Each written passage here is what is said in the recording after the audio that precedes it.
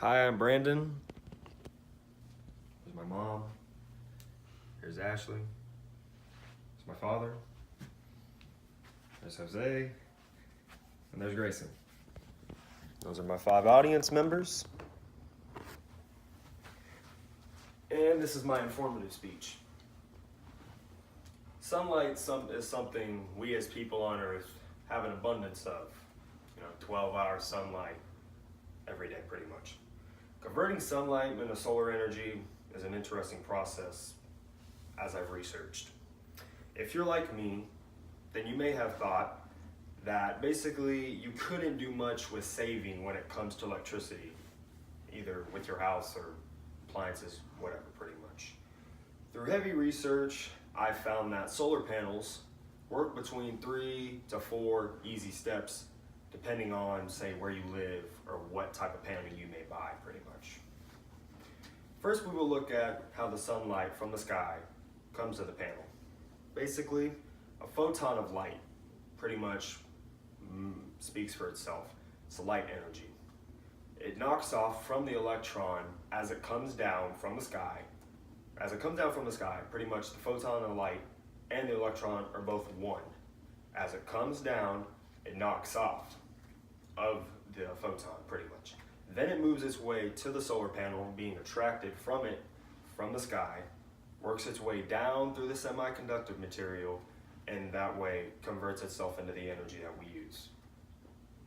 A diagram I found on ucsua.org best shows how the light from the sky comes down, goes into the panel itself, works its way down through the material, and converts into the energy, and then goes to pretty much house, building, whatever, say, place needs the energy.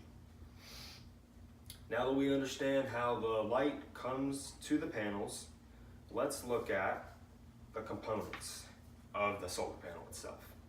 The cells that make up the panel are called PV cells, which basically translate to photovoltaic cells. Whenever you're looking at a solar panel, you'll see how it's like blue, some are black, but mainly some are blue, pretty much.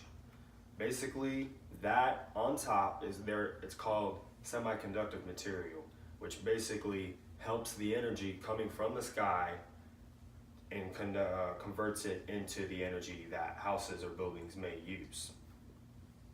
A process called doping is what experts call it, is what allows the electricity to flow through the solar panel into the houses, buildings that use it.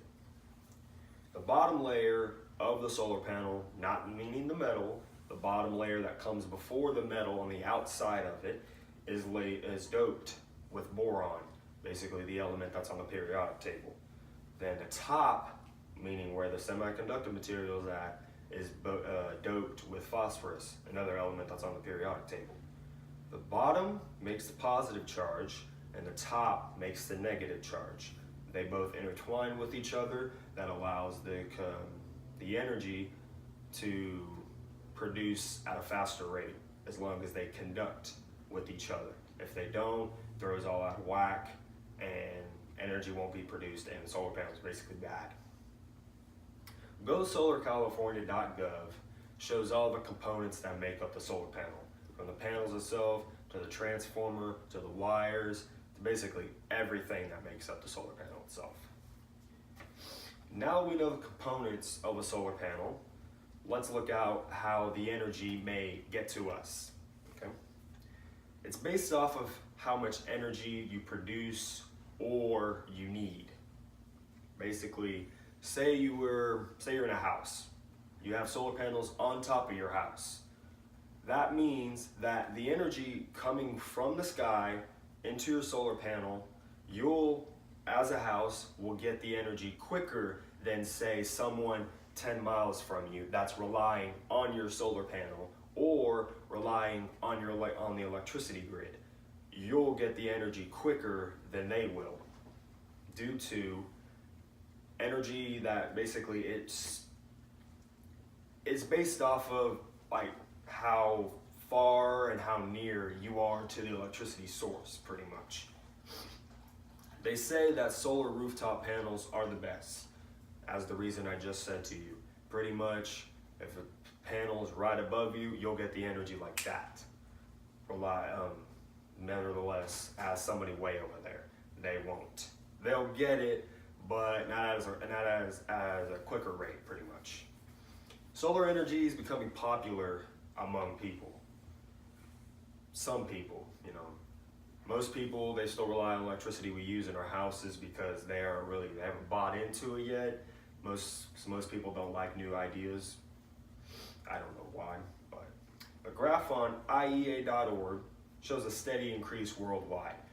Pretty much, us as the United States, we don't have a very good increase.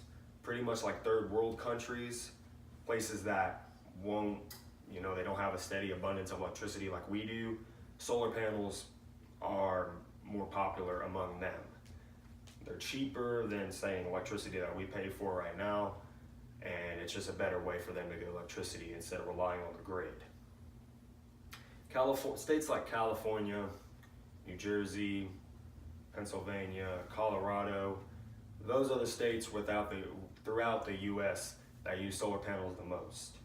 Basically, you're talking about the states that rely on, their AC units, cooling their houses, cooling their buildings, basically states that rely on, states that have a lot of heat, pretty much, your hot states, they'll have solar panels in them, more than, say, cold state like New York, South Dakota, basically your north states, Canada, up there.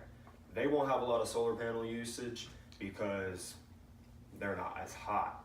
But solar panels are still used up there, but say not as much as somebody looking for a cheaper source of electricity. People like us, Texas, like I said, California, hot states. Me personally, I think solar panels, they're a pretty good source of electricity. Do they match the electricity in our households? No. We can produce more opposed to solar panels.